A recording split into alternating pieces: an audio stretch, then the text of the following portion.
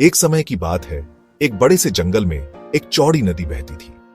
नदी के किनारे एक लंबा जामुन का पेड़ था, जिसकी डालियों पर रसीले काले जामुनी जामुन लदे हुए थे।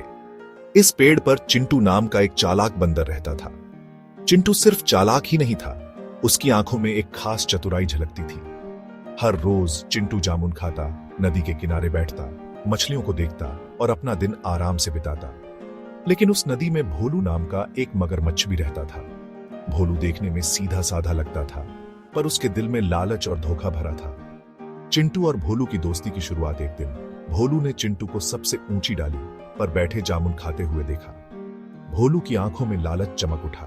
उसने सोचा, अगर मैं इस बंदर से दोस्ती कर लूं तो मुझे रोज जामुन मिलेंगे।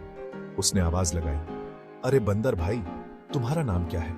मैं तुम्हारा दोस्त बनना चाहता हूं। चिंटू ने नीचे देखा और हंसते हुए कहा, मेरा नाम चिंटू है और तुम कौन हो?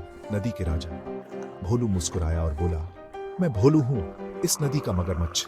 चलो दोस्ती करते हैं। तुम मुझे जामुन देना और मैं तुम्हें अपनी पीठ पर नदी पार करा दूंगा। चिंटू को थोड़ा शक हुआ। उसने सोचा, ये तो पंचतंत्र की कहानी जैसा लग रहा है, भरा हुआ चाल और छल से। लेकिन उसने भोलू को परखने का फैसला किया और एक जामुन नीचे फेंक दिया। भोलू ने उसे खाया और जोर से तारीफ की, वाह, मैंने आज तक इतने स्वादिष्ट जामुन नहीं खाए। तुम सच में मेरे दोस्त बनने के लायक हो। और इस तरह उनकी दोस्ती शुरू हो गई।